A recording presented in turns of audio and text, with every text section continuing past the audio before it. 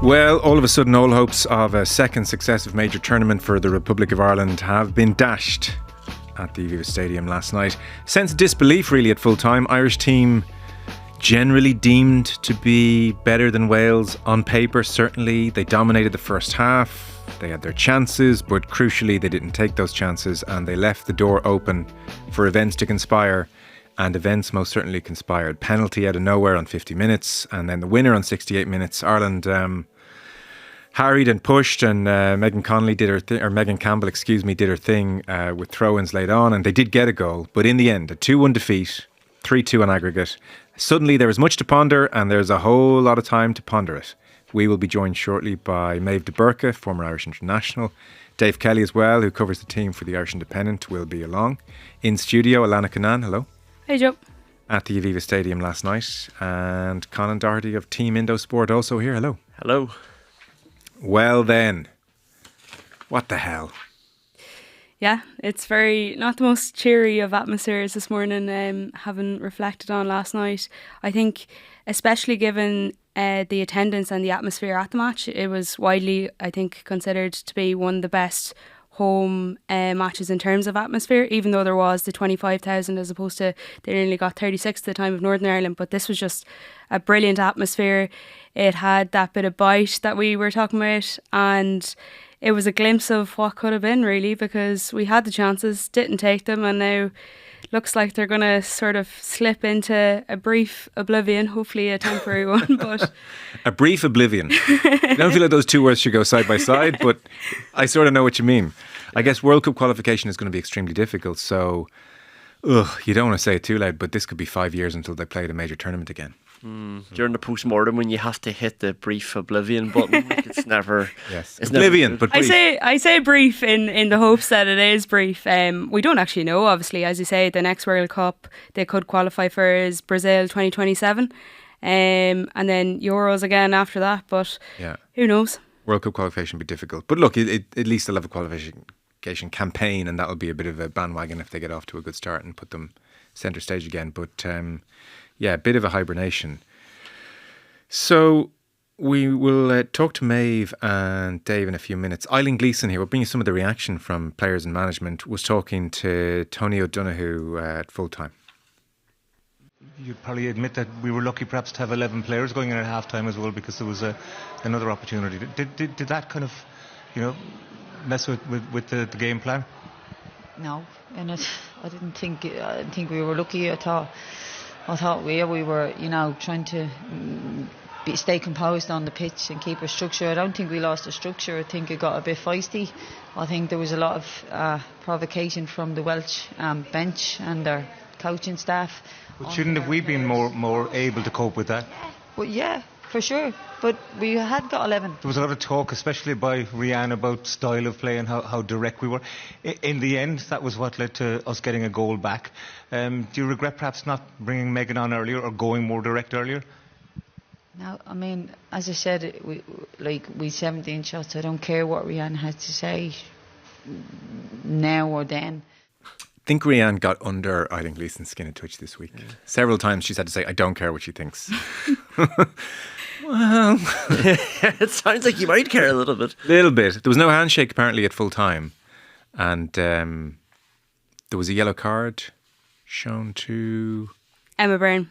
Emma Byrne, it was, yeah. That was during the actual match. I think, though, in hindsight, like that, if we win, that's probably one of those moments where you go, that was gas, wasn't it? Yeah, exactly, yeah. There'll be a lot of scoreboard journalism through everything that we say, for sure. And that's completely fair as well. Like, you need to give criticism because obviously they do get praise when they do well, so it's good to see that as well. But yeah, I think in hindsight, everything is 2020 and you can say, God, if they got that goal, they win. We're not dissecting any of this at all, really. And it's all brilliant. We're going to the Euros. But on the flip side then, yeah, it all gets picked apart, but I suppose that's the way it goes. Yeah, it's true. It's true. We go from probably praising Gleeson's spikiness to wondering, did she allow herself to be distracted? So these are the unfair ways of Is it explaining. unfair? There's something in scoreboard journalism, because I never like as well when, that is the school of thought we fall into. It's like, well, if we had scored those 3 extra goals or whatever, it's like, well, we didn't. Yeah. And Ireland didn't need 3 goals, but obviously sometimes that's the extreme example then that people could say.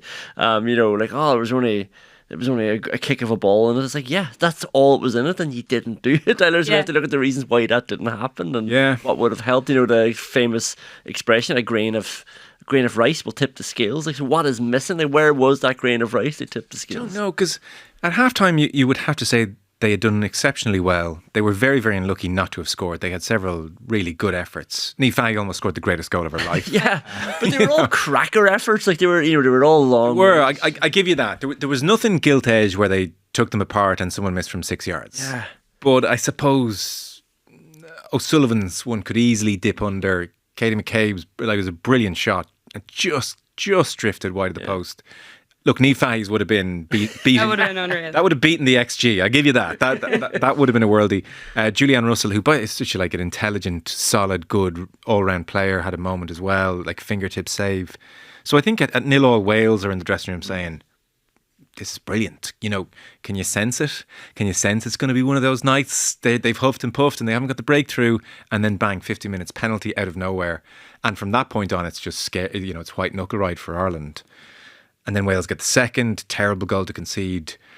I've no problem with them going full on Megan Campbell. You throw in every ball we get into the box, because it's just that kind of an occasion. You just have to do that, and it worked. They got a goal, and I thought they were going to get a second. So, and suddenly it's full time, and you're like, God, what to make of all that? Yeah, and I think you're sitting there at 2-0 going, my God, how do we even get here? And all of a sudden at 2-1, the crowd really comes alive. Honestly, the most I've ever seen it at a women's match in Ireland. And then you're thinking, is this on? And then on TV it felt on. Yeah. And at 2-1 I thought they're definitely going to get another. Yeah. And you would have seen it written in the stars that, I suppose, sort of, they had that, I don't know if you even want to call it an injustice because it was a penalty, but, that they come back from that, they get an equaliser and who knows what happens then. But, I think it probably is one of those things, like you're saying, Conán, you can look at it after the fact and go, oh, they were unlucky, but a culmination of all this unluckiness. Yeah. And look, to be fair, I thought the penalty was nonsense as well. Sorry, as in it wasn't a penalty? Well, it was, but did we want that to be a penalty? It was a penalty, but was it? I actually thought the handball worked in Wales' favour because it kept the ball alive. Otherwise, it was just drifting through to 5 Irish players, all out for a goal kick. Oh, well, it was completely accidental. Yeah. And you also have to say at the time, none of the Wales players called for it. No, I didn't see it. It didn't jump out on TV at all. And it wasn't going anywhere. It was going straight. No, but she wasn't trying to do it, so there was no advantage to it. Ruisha Littlejohn did say afterwards, what? Well, is that an unnatural position? She has to jump. So, yeah. It's again. When that happened, you thought, oh my God, this is one of those nights. It just felt that way. Gleeson obviously now is being asked about her future, so that happened last night. But tonight is effectively the end of your contract as head coach. So for going forward, do you expect to be the manager for the next campaign in the Nations League? It's not something I'm going to talk about tonight. We're here as a team, we've lost as a team, and we're going to support ourselves through as a team. But you did mention women's and girls football, which was a role that you had before, but that position is filled in the FAI. Is that something that you want to go back to? I think it was you that mentioned it, Tony, so it's not me. I'm not talking about anything else, only the game tonight. So we're going to pick ourselves up tonight and we'll go again. Okay, thank you. Thank you. So we'll see what happens. We'll see what Méabh and Dave think about her chances of getting another contract, because in effect now her contract is up as of last night. So it's not so much as to whether she's sacked, for want of a better word. It's more, is she rehired? The women's and girls football piece, obviously after any major disappointment, grassroots becomes a discussion. Ruisha Littlejohn, pitchside, certainly brought it up. I think, to be fair, she was mainly just criticising. I don't think this was an attack on the FAI as such. She was just making the point that really we're not keeping the ball well enough. If I'm being honest, I think in Irish football, it's we really need to go into grassroots here, and we need to change our game, change our style. You look at the best teams; they're all so comfortable on the football. They want the football, they want to play, and that's everyone in the team. And I think that's the journey that we're on now. I think it's going to start from the young ones coming through. Everyone's going to get better on the football. Yes, we know we can be hard, we can be resilient. We put our bodies on lines. We've got Megan's throw. We've got big girls that can win headers. But yeah, we need to do more. If we want to consistently go to these tournaments, we need to do more. I thought that was such a clear-eyed, honest appraisal, because you could argue she's talking about herself there. That's the type of player she's described: honest, hardworking, but technically, like, are we good enough? You could say that's Ruesha Littlejohn, but she didn't shy away from it. And like, yeah, we've got Megan Campbell's throw-ins, and that's great and everything. And I thought that when she brings in grassroots, she's almost sort of saying, we are what we are. I am what I am now, and I'll keep doing my damnedest. But actually, we've got to try and get better technically as a team. It's always the conversations around Ireland teams, though, isn't it? Men or women. What is it? Yeah. Is it the weather? Like what? Why aren't we good technically at things?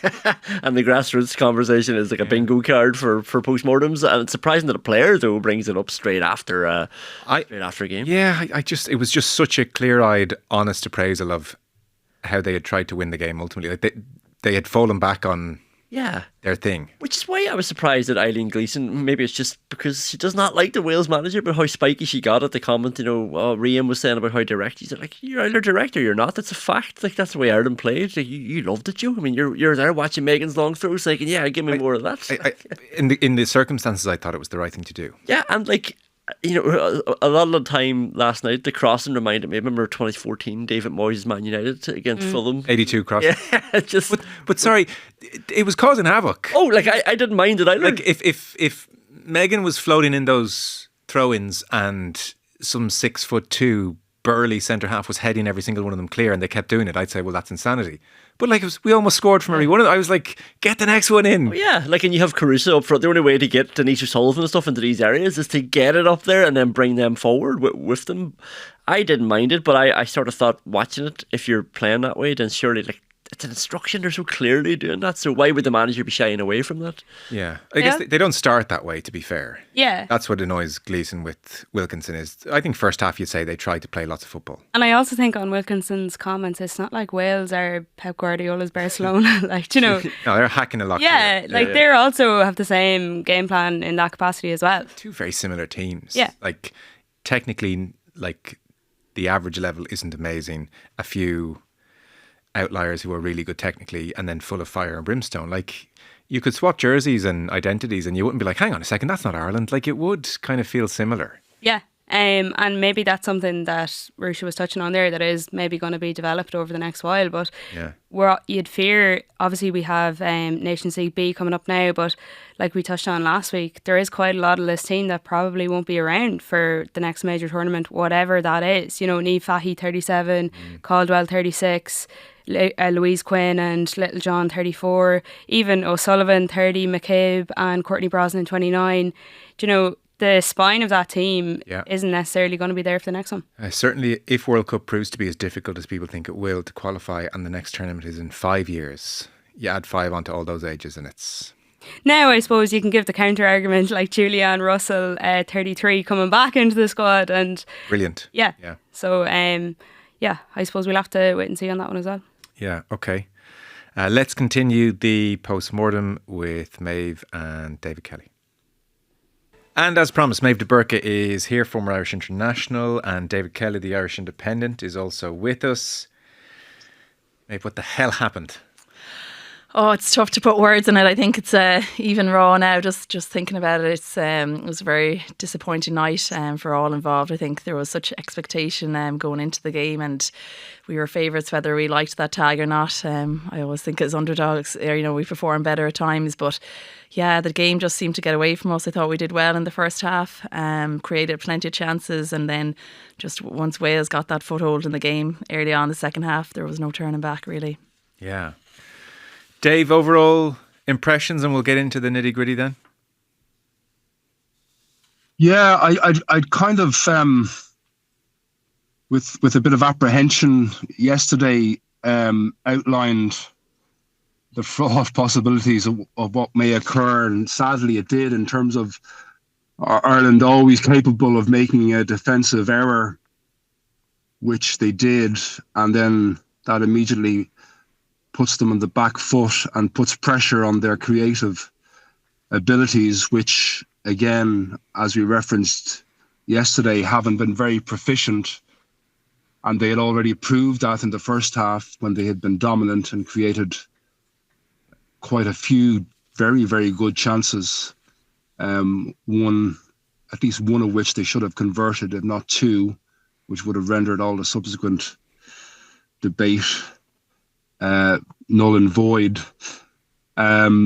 So that it kind of transpired. I mean, it seemed faintly credible, as Méabh was saying, that it did end up as it did, but it was all actually utterly explicable at the end of it. And, the sight of a game of throw-ins basically unfurling at the end, as close as they did come to rescuing the situation, or at least extending it into another 30 minutes, was there's a bigger picture, but in the smaller picture of last night was really a sad reflection of an 18-month build-up to this game, which effectively it was, and that was all that was left to the Irish team really at the end, which was very, very regrettable and very sad for this, probably the best generation of players that Ireland has seen in recent times, and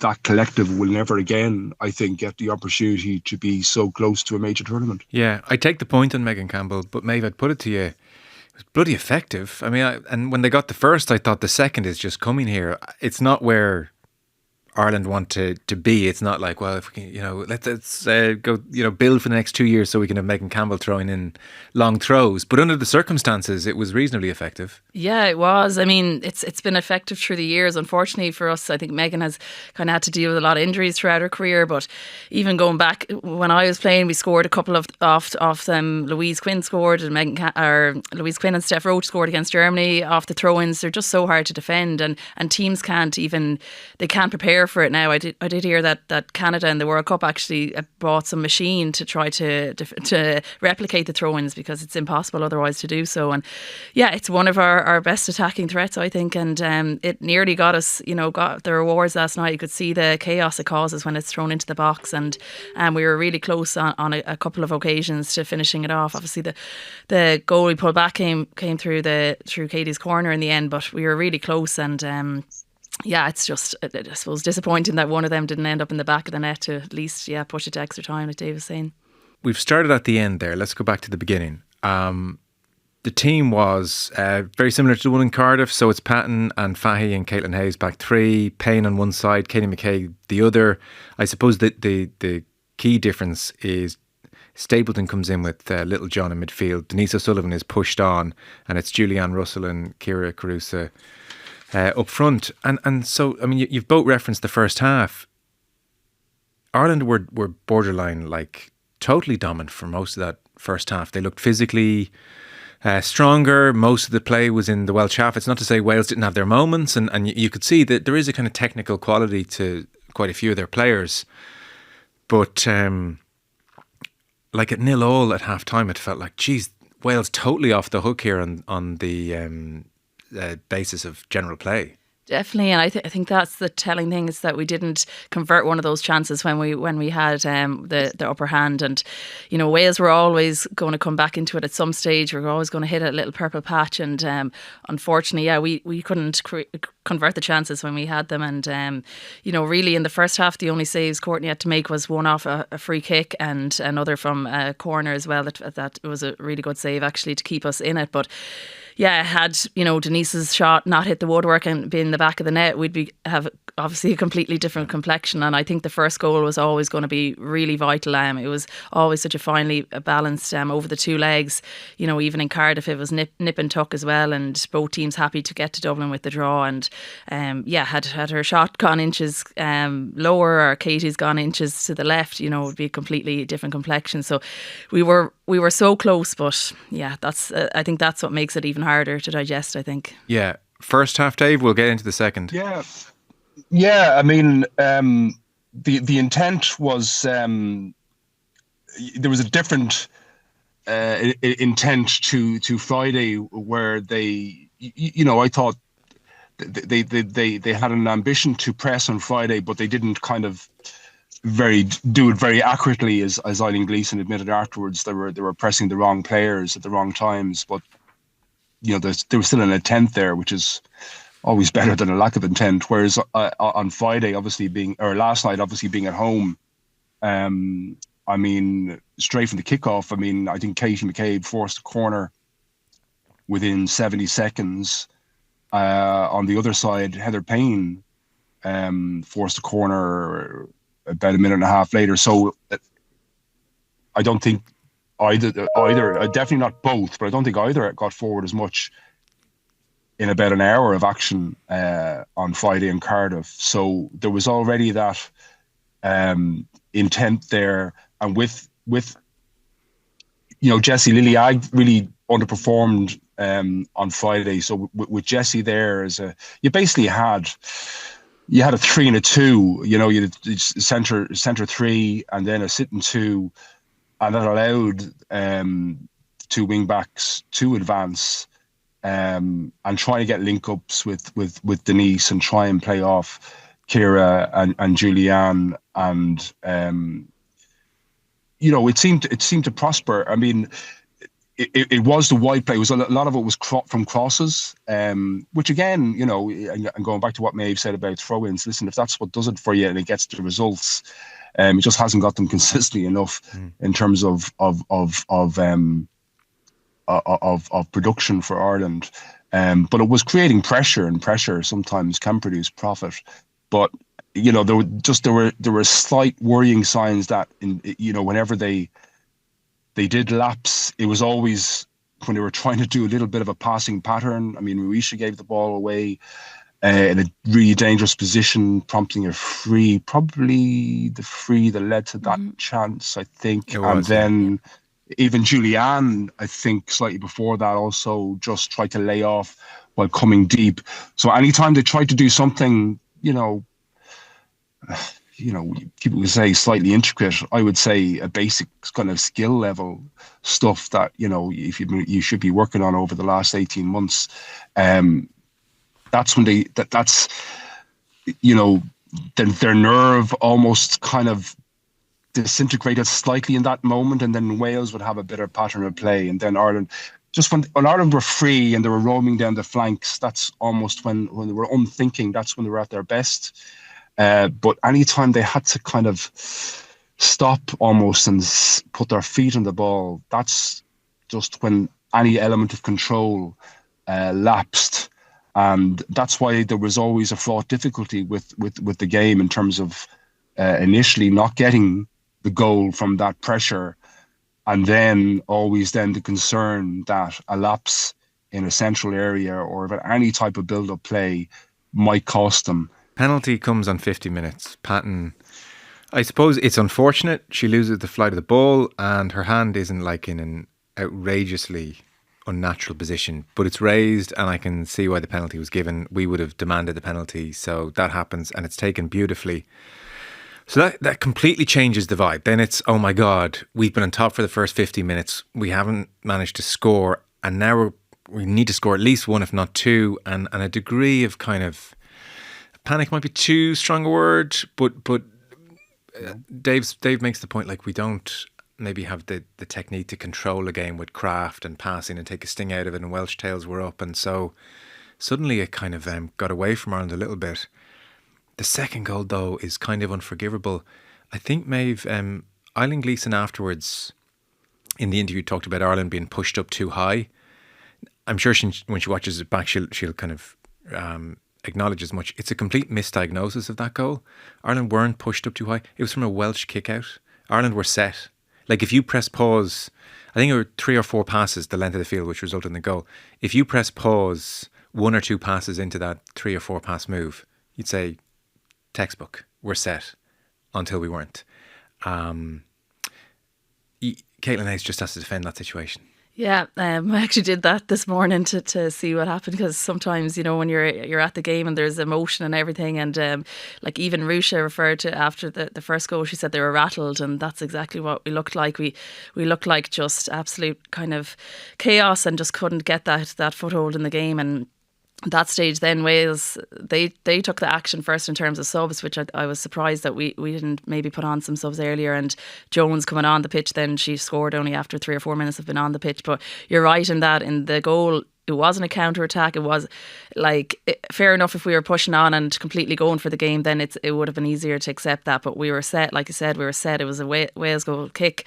There wasn't a whole lot wrong. But the problem was, at that stage, I think we had pushed up a little bit. Our wing backs had pushed in and pushed up, and we were left 1-on-1 then at the back. And we all, 2 of our players went to one ball. And like that, Caitlin Hayes, who's been immense, and she's actually played every minute under Eileen Gleeson, the only player to do so. And she's been so solid, and just at that moment, I think maybe like that there was an over eagerness perhaps to try to win the ball at that moment, when maybe, obviously in hindsight it's very easy to say watching on that she may have been better, just because Fahy was coming around, Niamh was coming around to cover as well. And just unfortunate, but just such a pivotal moment. And that's really what killed us off then at that stage. I think after the second goal, all structure went out the window, and it was just absolute chaos. Try get the ball up, and the subs came, but they came the 72nd minute, I think, was when we made the triple sub. And it's hard then at that stage to, you really are chasing it, but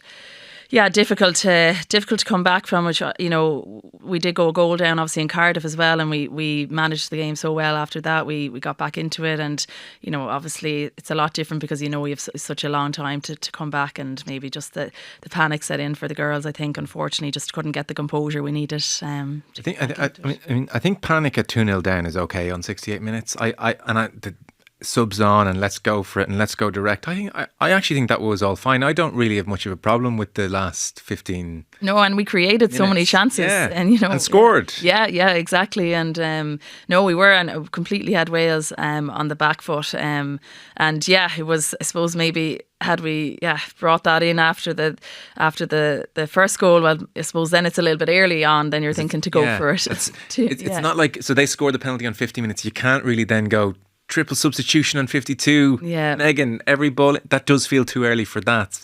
Yeah. The timing of the Welsh goals, from their point of view, are just beautiful. Yes. They're perfect. Yeah, and executed, like you said, Kane took the penalty, which, a lot of us were thinking Fishlock would take it, but in fairness to Kane, she stepped up, and it was, I had confidence in Courtney. She obviously saved a penalty against Caroline Weir when we played Scotland in the playoff. Amber Barrett obviously got the headlines that night, but I thought Courtney would do it again, but in fairness, it was taken really well and executed. The second goal too. Psychology's funny. The penalty was almost taken so calmly. It just infused me with a sense of dread, and I think the Welsh players and fans with a sense of, we're actually doing just fine here. It was so emphatic or something. And I kind of thought, God, there's a lot of pressure on this penalty. This is for the Euros. Yeah, and it was like, oh. And especially they hadn't been in that position obviously before. It was a huge thing for them. And you could see the delight. I mean, it's hard if they were playing any other team. You'd probably be hoping maybe they would make it because been debutants. But it was difficult to watch. Yeah, and they did it. Like, it's not to say, David, I mean, they had their moments. I mean, Ireland were sliced open brilliantly by Rachel Rowe at one point, and actually Kane should have anticipated the cross and been sort of moving a little bit earlier. But like they had these flashes of lovely technique, and you could see there's quality there. I still can't shake the sense though Ireland are a better team than them. I think Ireland will feel they're a better team than them. That's why this is so frustrating. Yeah, I mean, circumstances and circumstances in a contest, and moments in a contest dictate how that contest goes. So, I mean, obviously the last, 50 minutes, they only happen because you're 2-0 down, and, you make late changes, and it's the Alamo stuff. Listen, we've seen it with Irish women's teams and Irish men's teams in the past. And, a lot of the times it's a function of a team's, whether it's the men or the women, their inability to do enough in open play earlier to be in the game. So hence there's an Alamo, and it's Shane Duffy or Megan Campbell, or corner kicks or free kicks, because there's been a paucity in production and conversion of any build-up play earlier on. And aside from that, I think I think Wales dictated a lot of the almost the narrative on and off the field. I mean, there was Rhiannon Wilkinson talking, tongue in cheek. I suspected, and maybe for a different audience than intended, about how her astonishingly gifted side were not allowed to play in Cardiff, and I don't know whether she's playing into the referee or something. And there's a lot of lingering distaste there about what happened in a friendly back in February, especially with Katie McCabe. And listen, they went out and they brought in Sophie Green specifically to tangle with and annoy and cajole Katie McCabe, and it worked like a dream. I mean, Katie McCabe, we were calculating last night, there was a hack, a foul not given near the penalty box in the second half, which, if it wasn't a foul, was a dive. So it was a dive. It was a dive. Yeah, she could have got about 5 yellow cards, and she just lost all composure. I mean, I think a colleague of mine noticed that she left the team huddle at one stage. She left at half-time berating one of the officials. And even the Irish bench were speaking about how they were being, assaulted by language from the opposing bench. And like Emma Byrne was cautioned as well, we mustn't forget. But I mean, if they're worried about provocation such as that, and I know you banned the phrase, so I won't mention the senior H, the SH phrase, but I mean, this is a playoff for a major international tournament, and I just think Wales got under their skin as well. So that's why a lot of the, like, if you see your captain, your leader, demonstrating such a palpable lack of composure, lack of self-control, I mean, that does filter down. And I mean, Méabh referenced the second goal there with, 3 or 4 players nonsensically honeypotting around a penultimate pass before the goal. And, I saw Heather Payne and Jessie Stapleton crash into each other in the first half during a nondescript moment of play. But it was just very jarring. And yes, Ireland, I still believe, are better, but reserves got nothing to do with anything in sport. And Wales at times were really, really poor and sloppy, but just did enough at those big moments in big games that dictate circumstances. Yeah. And that's I think ultimately why they won through. But there's a lot of other aspects go into a sporting performance rather than just individual talent and skill. Yes. Méabh, let's talk Katie McCabe. Yeah, it was disappointing, I suppose, when we needed her composure probably the most, that there was a lack of composure and lack of discipline. The early yellow, I think, kind of set the tone, and then once you're on a yellow, no matter what, especially a player like Katie who plays on the edge, it has to have taken away from the rest of her game, throughout the 90 minutes. And yeah, it's hard because she's such a quality player, that it's an aspect of the game maybe that she doesn't necessarily need. And I think that if we, like that, it was Wales's game plan from the start, and we could see it even in Cardiff. It was Holland. Last night it was Green was up against her and clearly set out to target that area and target getting under her skin and that. And yeah, like Dave said, it worked perfectly for Wales, to be honest, and they got exactly what they wanted out of it, I think. So yeah, it's hard because she, like said, she's world class. Her technique, everything, and such great qualities that, just didn't have her finest night last night. Yeah. Could I put it to you, even before Green tried to get under her skin, she struck me as a very distracted, unfocused captain. Far too much geeing up with the crowd pre-game. When the game had even started, there's more running over to the crowd and geeing up corner, geeing them up. I don't mind that, Joe. That's, hang on, but it's not. It's part of an overall picture. So I don't mind it overly. It's part of an overall picture. Here and there, okay. So she, but in her own half, she is taking too much out of the ball and making wrong decisions, and then getting immediately frustrated when it doesn't work, when it doesn't come off, and committing fouls, and it plays into this kind of just it's like she's involved in her own drama almost a little bit, I think, if I'm being honest. And she has undoubted quality. Her left foot is world class. And when she gets into the final third and just gets the ball from under her feet and whips it across, you can see it. And the shot was, not many players in the Irish team can conjure up a shot like that. But the yellow in 17 minutes, again, that is just sheer frustration, and it's far too early in the game for one of our most experienced players. Like, she was not trying to get the ball there. She lost the ball. Again, she'd had a few moments where it's unfocused play, trying to do too much. She was fouled in the build-up to it, so that rankled with her.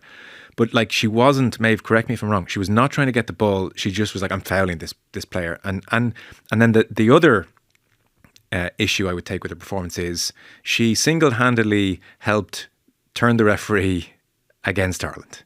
She just irritated the referee over the course of the first 25 minutes, screaming in her face, like, you're the captain, you're one of the most famous players on the pitch, get over there and make friends with the referee. This is how it works. All of these things. It's not to put what happened last night at the feet of McCabe. Brilliant. But like, I don't know, maybe, is there a degree, like, she's very big fish in a small pond. She's in a World Cup match telling the manager to substitute Sinead Farrelly. Like, I think maybe it's gone a little too far here, and maybe, Katie yourself might concede, maybe team first a bit more. Yeah, it's... Is that way harsh, or where are you? No, I think it's a fair reflection, and yeah, like I said, after the World Cup, I suppose that the game elevated to different levels, and just the attention and everything on it. And obviously, Katie is the highest profile player, on the pitch last night. And yeah, it's hard. It is hard watching it because she has, like I already mentioned, she does have that quality, and if it would be better, I suppose, put to better use. And like you said, particularly the referees, like, no ref, no matter, they just don't want to be talked to all the time, or, like you mentioned, screamed in their face. It's just not, I don't think it's going to reap rewards. And that's easy to say it, like, again, easy to say it when you're not caught up in the emotion of the game. And it was such a huge, massive game for the girls. But even she was also, I would say, borderline lucky as well to not have gotten a second yellow. It's like, when you look at the replay, it's like she was about to do it, and then I think she realised mid kick that she held back, and then just pulled out, I think, in the nick of time, really. And yeah, the yellow was just a kick in frustration. And I think when you're playing, particularly as a defender, I think you always want to save your yellow in case you have to take one for the team, in case you have to stop that counter attack, and use your yellow maybe in an effective way.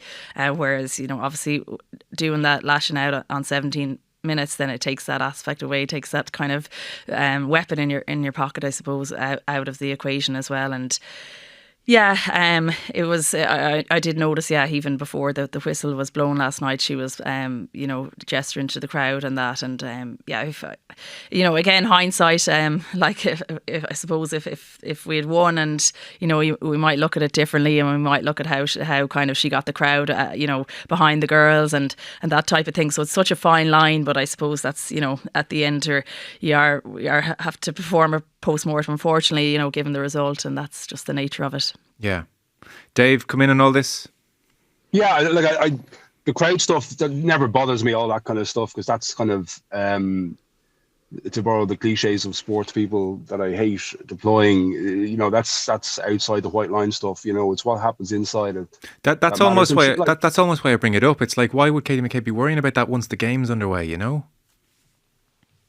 Yeah, no, I don't mind that. I'm just disagreeing. I don't mind that at all. Okay. And like, Irish crowds, especially in women's sport, are notoriously difficult to get going.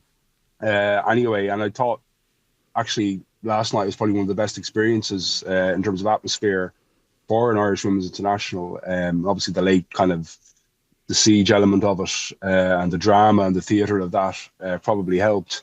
Ironically, given that Ireland had dug themselves into that hole. Yeah. I mean, Katie McCabe has had a disappointing 2024 in an Irish shirt. Neither her nor the manager have liked me pointing that out or asking questions about it. But you could argue then, well, why hasn't, in the 18 months that we've had available since this pathway to this playoff has been projected, and okay, we had the 6-month hiatus of will she, won't she take the job on a full-time basis. there was a sense that Ireland were learning to kind of develop less of a reliance on Katie McCabe. And, again, last night you could argue that, there wasn't enough sufficient quality derived from the other players, or a sufficiently astute or cunning game plan to navigate around any deficiencies there might be when Katie McCabe goes off script, which she did for lengthy periods last night. But it's down to a manager and a management. When you have Emma Byrne, her former colleague, at international level, getting booked on the bench, I mean, that's hardly great leadership either, going from the bench to the pitch. So,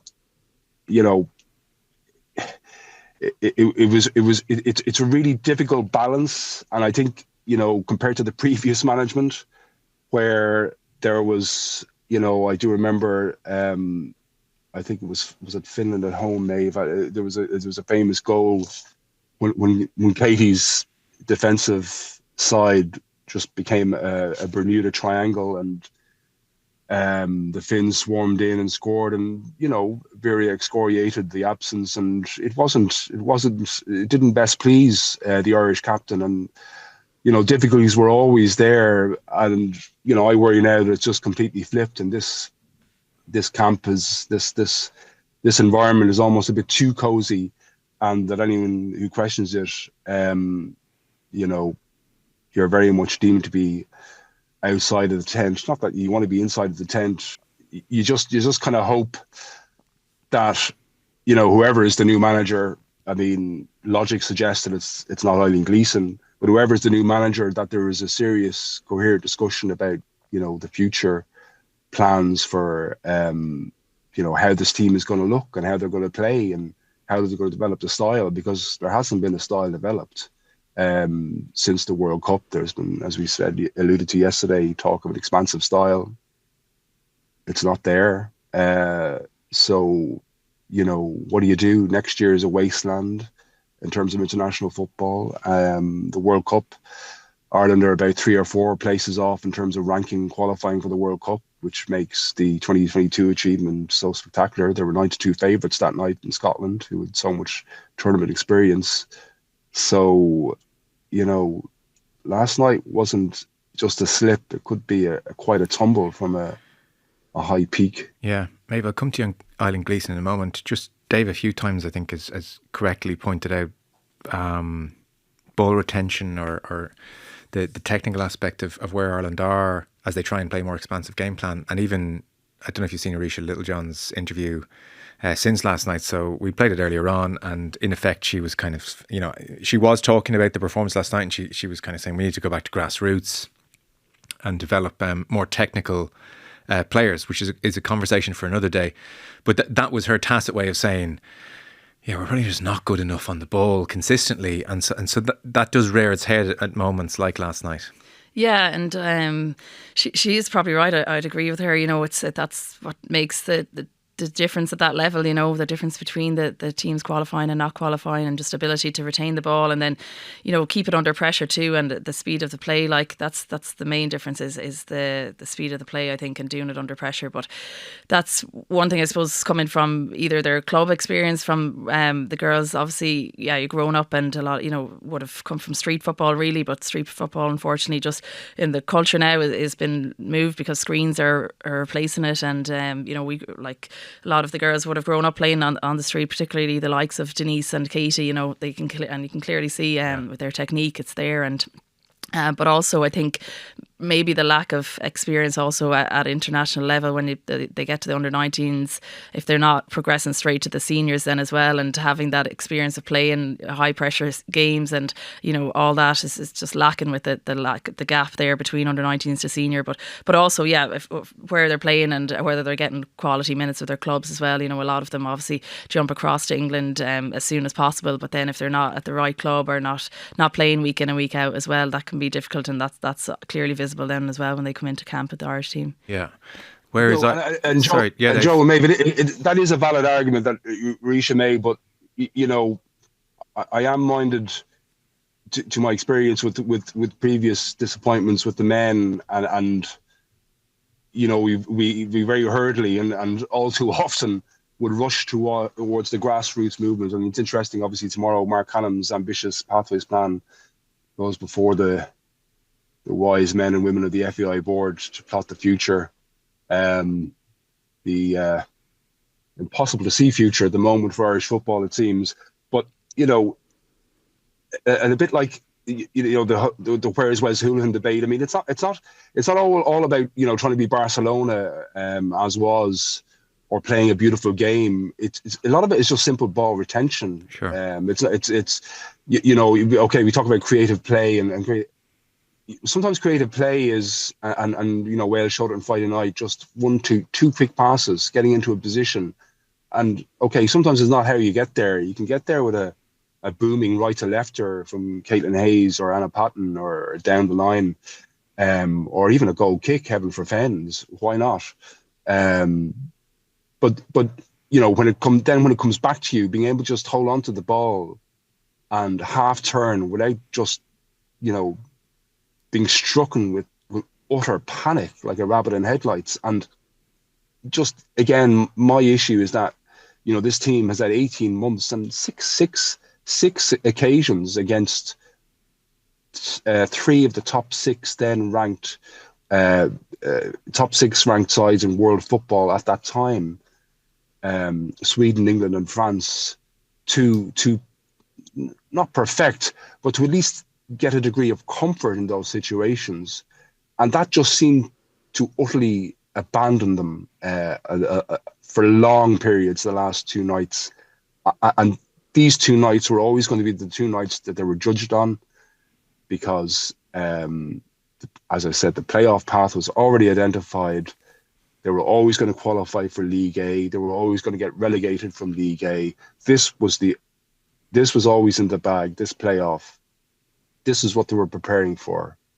And that's why the failure is so grating for the sport in Ireland, for the squad, for me as a professional, and even personally knowing a lot of the individuals involved. Yeah, fair. On Gleeson, we'll go big picture in a second. She definitely, it's interesting again talking about the Welsh bench last night, and I think she said several times this week, I don't care what Rian thinks. There is a spikiness to her public media personality. Kieran Gulduff found that out. Tony O'Donoghue is finding that out. Rianne Wilkinson is finding that out at a certain point. It can't be everyone else. How does she handle the occasion, do you think, in those terms? She gave the sense of someone that was spending too much time thinking about the Welsh bench. Yeah, I think so. I mean, again, it is hard to know, and there's, in terms of the games that we've played before this, there hasn't been that pressure on her, I suppose, to make the right calls from the bench. It's more, okay, give players minutes or, try change the game, but realistically you're playing higher ranked teams, or else the polar opposite, you're playing Georgia and you're doing different things. So really, like last night and even in Cardiff, same thing. It was just a matter of getting a draw pretty much. There was no real pressure to change the game. And I think really just, at that time last night between the 50th and the 70th minute, that was kind of, I think everyone was looking at the bench and wondering what was going to happen. And, obviously the changes did come later than a lot of us expected. But yeah, I think it is interesting to watch her and her demeanour, I suppose, in the media and that. And she doesn't seem to, I suppose, maybe just enjoy that aspect of it as such. She probably just preferred to focus on the football, which is obviously that's what she has as her bread and butter. Like, she's been around the game now in Ireland for such a long time, and I think that's her strengths are in that side of it, rather than maybe the media presence. And to be fair to her, would you want your manager to be stronger on the football side of things or the media side of things? Of course, the football side of things. So media is borderline irrelevant as well, but I guess it's one of the few ways we can kind of get a sense of her. In terms of the football, then I find it very hard to judge, because League Nations B win 6 games. I could have probably managed Ireland during that period. You know what I mean? They were just so much better. then it's the opposite problem. League A, it's like, well, let's try and shut up shop. They do have the win in Porky Queeve. It is against the second string French side. But still, moments of magic from Julianne Russell. You got to give some credit to that. But it's the opposite problem to League B. And then we have the Georgia match again, kind of irrelevant, and now just these two Wales matches. So in some ways, it's such a tiny sample size of where you can kind of really judge how she's doing against sides of a similar stature. Exactly, yeah. Where do you think she is here with the FAI?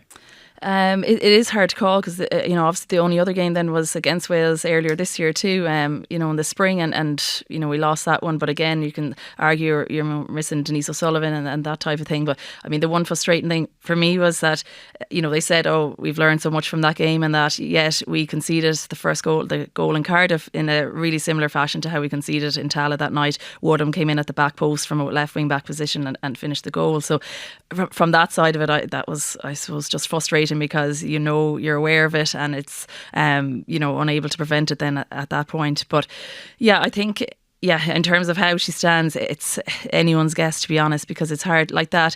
She hasn't done a whole lot wrong, or she's like that, won the games she's meant to win predominantly and lost in the games against the higher ranked, obviously with the exceptions we already mentioned. So from that side, I don't know. It's hard to know. It's hard. I actually would expect that she will stay. I expect that she'll be given a contract extension. I don't know why I'm thinking that, but I suppose it's just it depends. I think on personal opinion on those inside in the FAI who are making the decisions. Really. Yeah. And generally, when you look at her teams, do they look cogent to you? They make sense? You'd have a good sense of players that she could pick instead of those she does. Does it all kind of add up as about right to you in terms of approach? I think so. I mean, there's no glaringly kind of obvious ones that were missed out. Obviously, like before the World Cup, going back back to Vera's time, Jamie Finn missed out, and these type of like really big kind of more high profile exclusions from the squad or from the team. And the running theme is always how can we get the best out of Katie McCabe and how can we get her higher up the pitch and that. But in general, I think from the players she has available, there's a call for the likes of Saoirse Noonan who's doing really well in Scotland, same Emily Whelan scoring goals and that. But again, it's it's kind of 6 of one, half dozen of the other. I think when it comes to those kind of the player selection from that point of view, you can't pick everyone either as much as we'd like to. But yeah, I mean the one aspect of it is the fact that our centre midfield area is always changing, and I don't think that's down to Eileen. Maybe just haven't found the personnel there that we are consistent there, whereas it was the opposite with Wales. They have Griffins and James in that holding mid area, and Griffins was tasked with Mark and Denise O'Sullivan in Cardiff, and she did it really well. And then James then allows her to free up her experience to be on the ball and that. So from that point of view, I think that's maybe an area of the pitch that we didn't necessarily have the upper hand on last or over the two legs in general. But again, I don't know how that can be brought back to Eileen necessarily. I think it's a personnel thing. She doesn't have another Denise O'Sullivan hanging around out there. Yeah. Dave, you alluded to the fact you think she might be in trouble. Perhaps the late salvo 2-1 and pushing, it feels a lot better than 2-0 and emphatic. That might just get her over the line for another 2 years. Well, I'm just looking at the basis that belatedly after the FAI spent a lot of time and I guess a lot of money, they interviewed 12 people from October of after the World Cup to succeed Vera Pauw.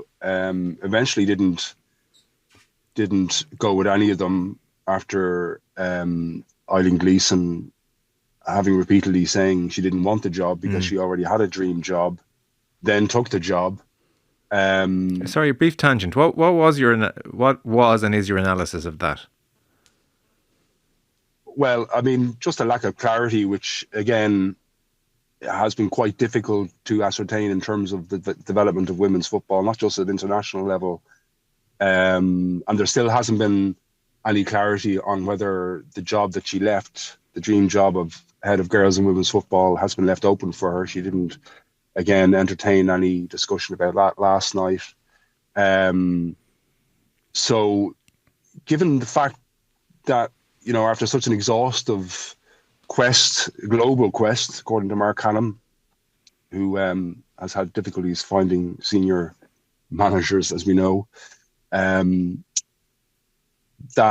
they decided only to give an 18-month contract. So effectively this campaign, so that effectively expired on the final whistle last night.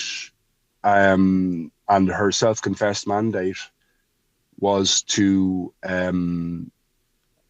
achieve major tournament qualification and progression in tournaments, plural, which seemed odd, even though because there's only one, and that hasn't been achieved. So, for the life of me, I can't see logically, and this is a professional, objective assessment of the situation. I've no skin in the game at all. Looking at it objectively, I don't see the logic in offering a new contract because the old contract has now finished, which obviously leads one to assume that Eileen Gleeson thinks she deserves another contract, because last week, relatively unprompted, she said she wanted to continue regardless of the result. Okay. Albeit last night she didn't want to discuss that at all. So, clear that's a lack of clarity I'm talking about. So I'm not sure. I mean, it's the last thing Mark Conán and his gang need. They're trying to persuade a lot of people who are normally very difficult to persuade that night follows day, that they need to implement some plans to lay the foundation stones for bringing Irish football into this century at that board meeting tomorrow. Then he has a World Cup draw later this month for the men. The last thing he wanted before he had a Christmas break was to start another exhaustive search for a manager. So that may lead me to suspect that, given Ireland are in the backwaters of League B with no public interests or minimal public interest, although RTE will cover the games, which is at least encouraging to try and keep the game slightly alive as other sports and other female sports women grab the spotlight in 2025. She may be asked to stay on in a caretaking role yet again, or be given a short-term contract. But I mean, you can't. Do you give a contract towards the World Cup, which is going to be, as I said earlier, extraordinarily difficult to qualify, especially when other nations that are at Ireland's level are always improving. And as I said earlier, one would wonder, have Ireland improved since the World Cup? Have they expanded their play? Yes, there are unfortunate injuries. Jess, Jamie, Tara Hannon, a great prospect, and possibly Katie McCabe's, if not future replacement, but the person who may be able to allow Katie to play further up in the future. She's struggling to get back into the frame. But, the evidence is unconvincing that Eileen Gleeson is the woman to develop a team that can cope with what would be a much, much more difficult World Cup qualifying campaign. This campaign was effectively an 18-month build-up, 14 months from Northern Ireland, and the 6-game period where she didn't know if she wanted the job or not. But effectively, so you had those 14 games, 14 months build-up to these 2 games. It was all there. I mean, it was all there right in front. So if you couldn't do it now, I don't think the same person could do it again. Okay. Maybe I'm wrong, but that's, again, my assessment. Yeah, which is well laid out and very fair as well. Méabh, we'll give you final thoughts. It's not the cheeriest conversation we've ever had. No. Yeah, I wish it could have been different, but yeah. Where are you? It feels all a bit glass half empty. Yeah, it's. I mean, it is difficult because it really was devastating night, and I suppose it's still very raw, but it just feels like such a pivotal moment, and for the wrong reasons. It feels like we're on such an upward trajectory, and momentum was definitely, the public interest and momentum and everything was swinging in the right direction. And I know not so long ago, the first thing we would have talked about was, can you believe 25,000 turned up? And now that's just kind of a thing. Yeah, exactly. And almost you think, gee, could we have had more? But obviously it's a Tuesday night as well. It makes it more more difficult. Our record crowd was on a Saturday afternoon, but yeah, it's like there's been so many positives obviously over the last number of years, and it's just that unfortunately I feel like that momentum is just going to take a nosedive, downwards, and it's something that I know obviously we have the Nations League next year, but games against Slovenia, Greece, Turkey, if they don't light up people's eyes like the previous campaign would have. So from that point of view, I think it's just it's disappointing, but just having been so close, I think, is the hardest part, that it was literally a kick of the ball one way or the other, that had we been hammered and beaten by a better team, it would be a lot easier conversation to be having. But yeah, I mean, obviously you just try, like any sports, people have to just try and move on and take positives and try. Even, there's a lot of positive going on even in the domestic game, like the Women's Premier Division is getting more attention. Even, stats came out yesterday. There's been 70% increase in the viewership of that, of like on the TG Car games and all that type of thing. So it's just, I suppose, putting the energy back into that side of it, and even with the grassroots and making sure that the pathways are put in place for the next generation as well, so that we could hopefully have a different result next time out. Yeah. A long summer next year for the Irish players, I think. Méabh de Búrca, thank you for coming into studio, former Irish international. Dave Kelly of the Irish Independent. Brilliant, Dave. Thank you.